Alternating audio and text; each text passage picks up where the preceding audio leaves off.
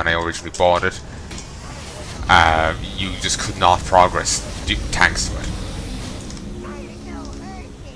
And it was rather annoying.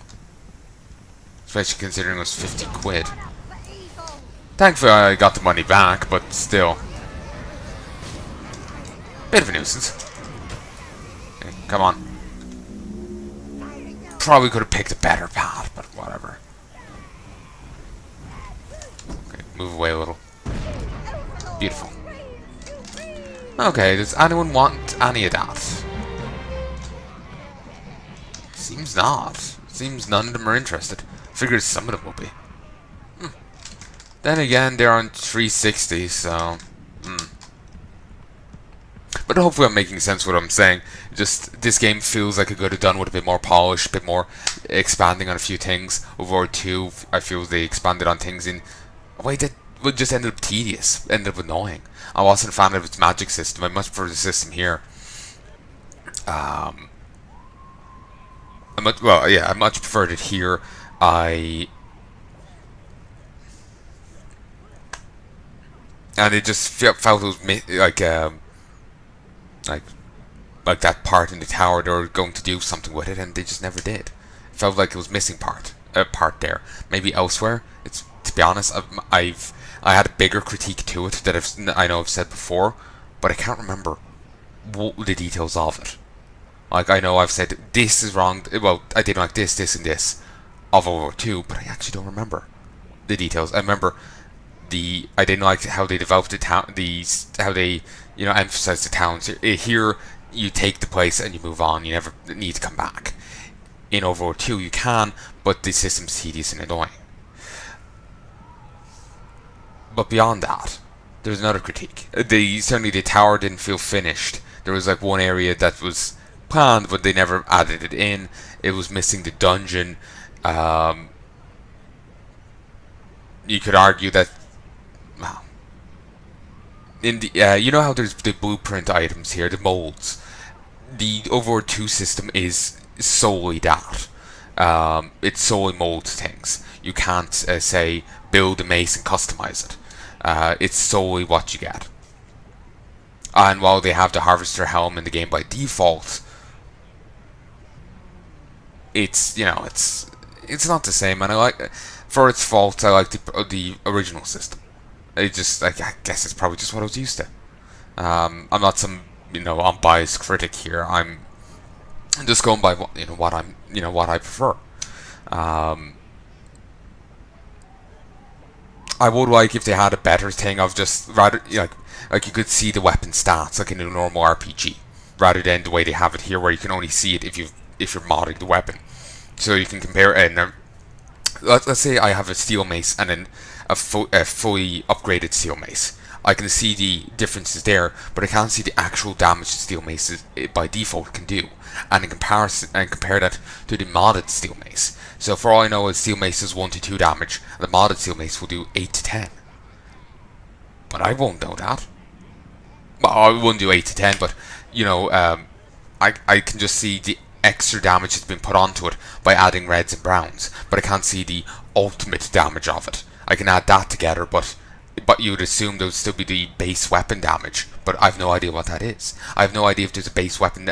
There's a difference in base weapon damage between a steel mace and a durian mace or an arcanium mace. No idea. So it's just, I would like more polish, more details on the games, and I hope if they do go back for a third game, they do an Overlord 1 system but with more polish. Kind of ignore the Overlord 2 systems, really. I have no problem with the multiple mistresses thing, that's fine, but when it comes to the gameplay aspect, and I actually kind of like the mounts, but when it comes to the gameplay aspect, I in general prefer Overlord 1. I know, maybe it's just because of nostalgia that blinding me, but it just did it better for me. It's probably because I played this game when I was a lot younger, and I've just grown so goddamn used to it. I don't like changes from that system. It's probably just that, but I'm not sure. At the same time, I do think Overlord 2 was quite a forward game. and personally I think it was inferior to this. Please let me know your opinion in the comments. Since I'm speaking off the cuff here, I'm not sure if like your opinion on what I'm saying, if you have any take kind of thing, yeah, that kind of thing. I know it's kind of going into a separate point here. What I'm saying here, I'm not sure if I'm actually making sense. Plus, actually that's irritating me. You can see the one bar going up on the outside and the other only partially, and that's triggering me, messing with my OCD. Well, oh yes, basically I'm not sure if I'm making sense, and it's the one issue when you're making a point into Let's Play, especially one that's going to be released in like 2018, and today, and it's 2017, the 19th of the 5th, 2017. Oh, that's a glitch. Like, when you're having a conversation, someone could go, I get you, or could you expand on that? Here, you can't. So I'm not sure if I'm making sense, but basically, both games were rather unpolished messes, but I think this was done up better. And it certainly had potential, but it just didn't live up to it, and I wish it did. And I hope if they do make it a third game in the series, in the main series, that it lives up to the potential of the first game.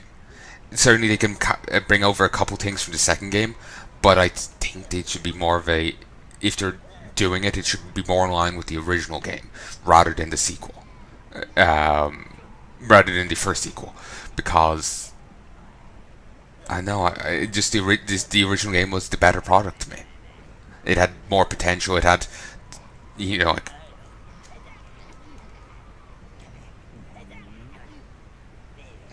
like let's take this, you own Spree. It had the potential for a good thing there. Overlord 2 took that idea and ruined it, or went the wrong way in it. So they should try and do, like Overlord 1 had an idea, didn't go anywhere with it. Overlord 2 went the wrong way with it. Overlord 3 might take Overlord's one idea and do it right, that kind of thing.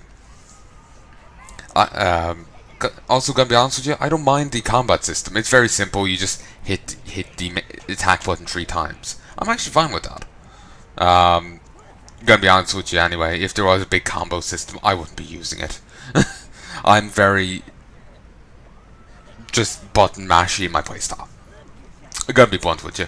I don't go for finesse. As I've said before, you may as well replace my hands with giant sacks of meat, and I'll probably have the same hand dexterity.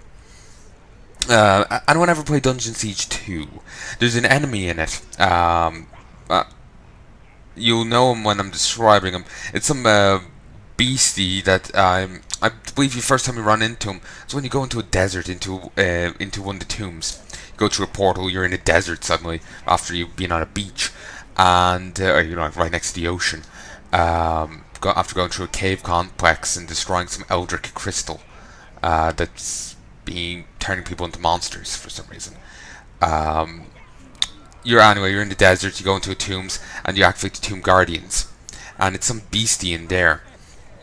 Its legs are deformed, so it kind of drags itself forward on these two big, like, weird arm things. It's just like ends in, not in a hand, but in just like massive. It's just big.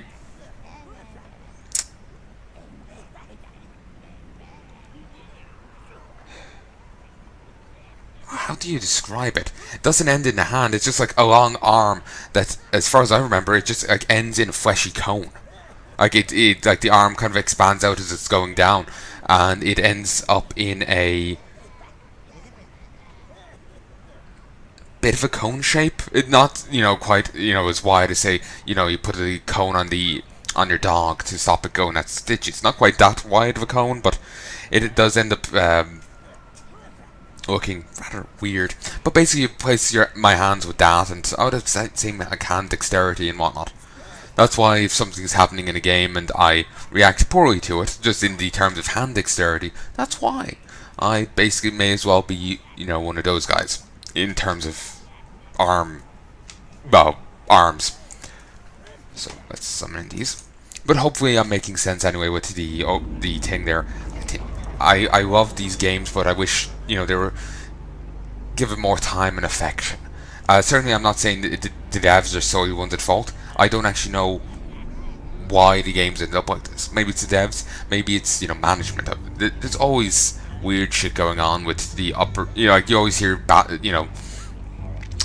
stories about people in the upper ranks of businesses. You know, being cunts. I'm not saying that was the case either. I'm just simply saying that there's plenty of options, but you know, whoever is not, you know, treating the game like a gem, like the gem it could be, should start doing so. Just because I'd really like them to, basically. Like I remember and I'll continue this in 1 second.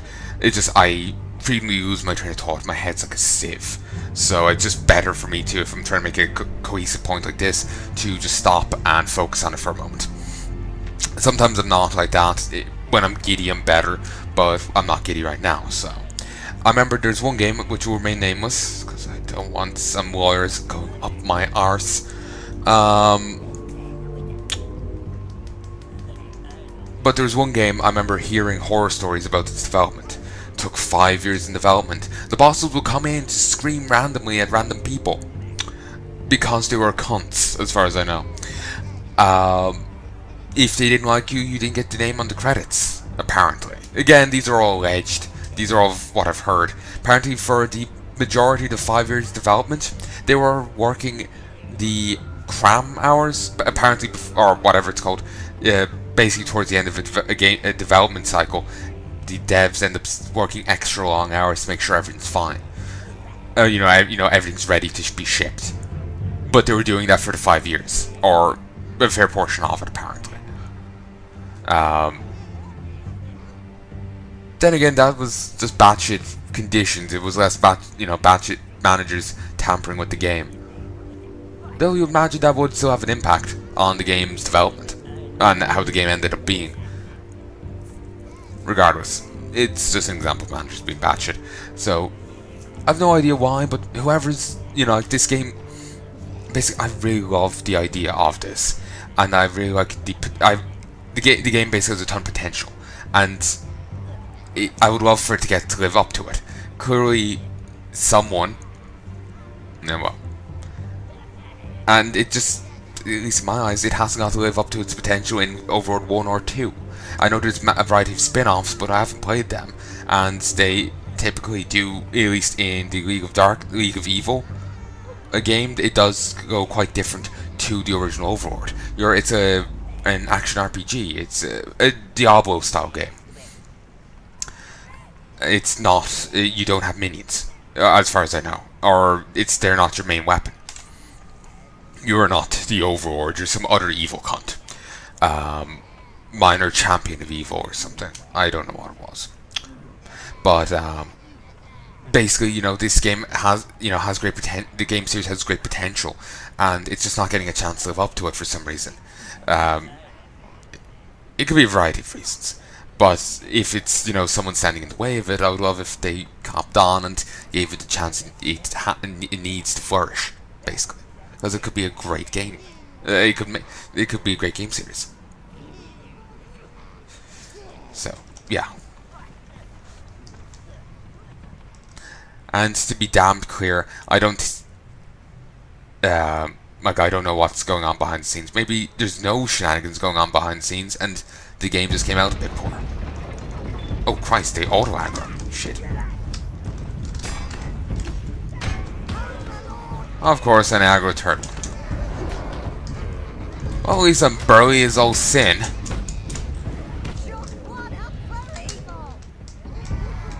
I just smacked this guy around.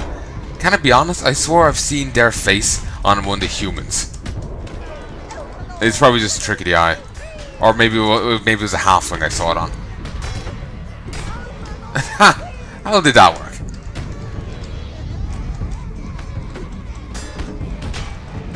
My god. I'm really a fan of how goddamn burly I am. Like, fuck. I believe that is the only correct word to use there.